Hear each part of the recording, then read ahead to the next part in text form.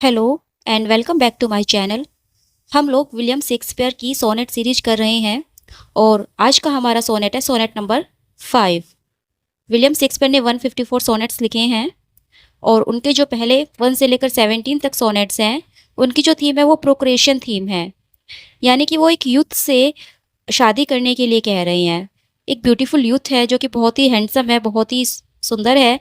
तो शेक्सपियर उससे बोल रहे हैं कि तुम्हें शादी करनी चाहिए क्योंकि जिससे तुम्हारे बच्चे होंगे तो तुम्हारी जो सुंदरता है वो उसमें तुम्हारे बच्चों में चली जाएगी और इस तरह से तुम्हारी सुंदरता हमेशा इस दुनिया में रहेगी। तो चलिए स्टार्ट करते हैं sonnet number 5। Those hours that with gentle work did frame.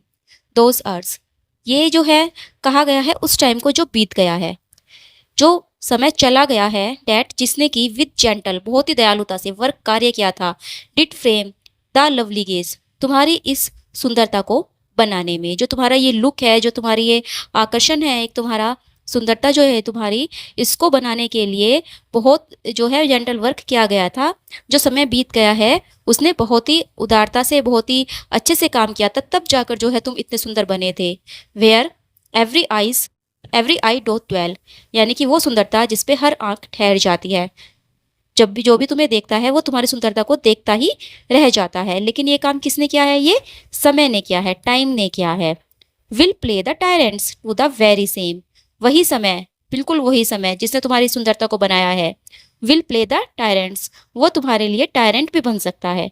Tyrant क्या होता है? जैसे टायरेंट होते हैं ना, अत्याचारी राजा जो होते हैं, जो क्रूर होते हैं, जो सब कुछ छीन लेते हैं।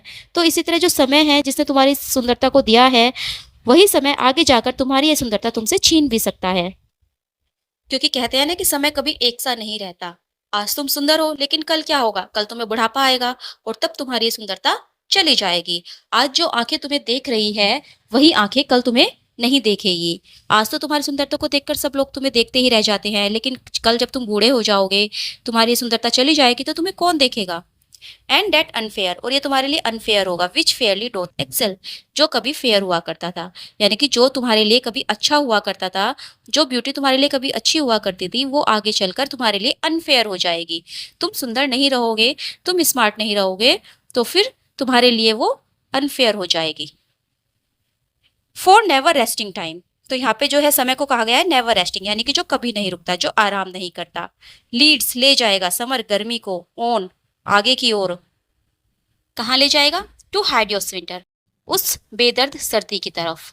यानी कि गर्मियों के बाद क्या आता है? गर्मियों के बाद सर्दी आती है। तो यहाँ पे जो है समर, वो एक तरह से मतलब जो समर है वो डिफाइन करी है ब्यूटी को, और विंटर डिफाइन कर रहा है ओल्ड एज को। तो यहाँ पर मेटाफर का यूज हुआ है।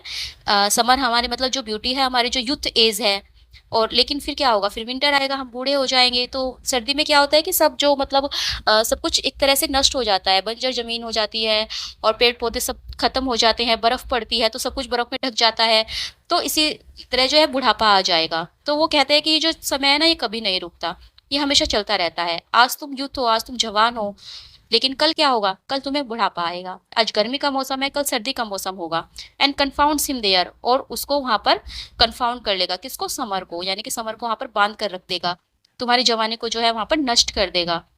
सेप चेक्ड विथ फ्रोस्ट, सेप, सेप होता है एक लिक्विड जो मतलब पौधों में एक तरह से भोजन पहुंचाता है। तो वो क्या होगा? वो फ्रोस्ट, जम जाएगा, पाला पड़ेगा, बर्फ पड़ेगी, तो उसमें जो है वो जो लिक्विड है वो भी जम जाएगा। And lusty leaves, lusty leaves यानी कि जो हेल्दी होती है, जो लीव्स है, जो पत्तियां है, जो आज ताकतवर है, हरी है, व्हाइट गोन, वो सब चली जाएगी। जब सर्दी आती है तो क्या होता है कि पेड़ों की पत्तियां भी झड़ जाती है। तो इसी तरह से सारी पत्तियां चली जाएंगी जो कि आज हेल्दी दिखाई दे रही है। ग्रीन ग्रीन जो पत्तियां हैं, हरी हरी जो पत्तियां हैं, वो कल नहीं रहेंगी। ब्यूटी ओवर स्नोड, जो ब्यूटी है इनकी पत्तियों की, ओवर स्नोड, उसके ऊपर क्या आ जाएगा? उसके ऊपर बर्फ आ जाएगी। बर्फ इसकी सुंदरता को ढक लेगी। एंड बेयरनेस एवरीवेयर, और हर जगह क्या हो जाएगा? हर जगह जमीन बंजर हो जाएगी। बेयरनेस यानी कि खालीपन, बंजर, तो हर जगह क्या होगा? खालीपन होगा, सूनापन होगा। तो जिस तरह से जो है गर्मी के बाद सर्दी आती है, और सर्दी में क्या होता है? जो प्रकृति होती है वो बिल्कुल चेंज हो जाती है। हरियाली थी जहाँ पर, वहां पर क्या होता है? वहां पर बर्फ ही बर्फ नजर आती है। पेड़ जो पौधे होते हैं उनसे पत्तियां झड़ जाती है, उनके ऊपर बर्फ जम जाती है। तो अभी इसी तरह अभी तुम्हारी जो है समर का मौसम चल रहा है, गर्मियों का मौसम चल रहा है, तुम्हारी जो है अब यूथ का मौसम चल रहा है, तुम अभी जवान हो, लेकिन कल क्या होगा, कल तुम बूढ़े हो जाओगे और बुढ़ापा तुम्हें जकड़ लेगा। देन तब वर नोट, वर नोट इफ, इसका मतलब है इफ नोट, यदि नहीं, समझ डिस्टिलेशंस लेफ्ट, डिस्टिलेशंस यानी कि अगर हमने गर्मी का कोई अंश बचाकर नहीं रखा। डिस्टिलेशन होता है जैसे किसी चीज को प्योर कर लेते हैं, उसको छान लेते हैं, उसको पकाकर, मतलब उसका कुछ अंश रख लेते हैं। A liquid prisoner pent in wall of glass, जैसे क्या होता है कि कोई भी चीज है, मान लीजिए गर्मी का मौसम है, आम आ रहे हैं, लेकिन सर्दियों में हमें आम नहीं मिलेंगे, तो गर्मियों में क्या होता है कि आम को अचार बनाकर रख लिया जाता है, या जो कोल्ड ड्रिंक बनाई जाती है मैंगो से, तो उस टाइम जो है उसको मतलब अंश बचा के रख लिया जाता है। तो इसी तरह अगर तुमने अपनी इस सुंदरता का अंश बचाकर नहीं रखा, ग्लास में किसी ग्लास में नहीं रखा, तो क्या होगा, beauty's effect with beauty were bereft, nor it nor no remembrance what it was. तो जो तुम्हारी सुंदरता है, जिसका इफेक्ट है, वो क्या होगा, वो खो देगा अपने आप को। बेरेफ्ट होता है मतलब एक तरह से शोक में डूब जाना, एकांत, मतलब अकेला हो जाना, तो तुम्हारी जो ब्यूटी है चली जाएगी। Nor it nor no remembrance what it was, और इसकी कोई याद भी नहीं रहेगी कि ये कैसी थी। कोई भी चीज है अगर हम उसको सजो कर नहीं रखेंगे तो क्या होगा, हम भूल जाएंगे कि वो कैसी थी, उसकी कोई याद भी नहीं रहेगी।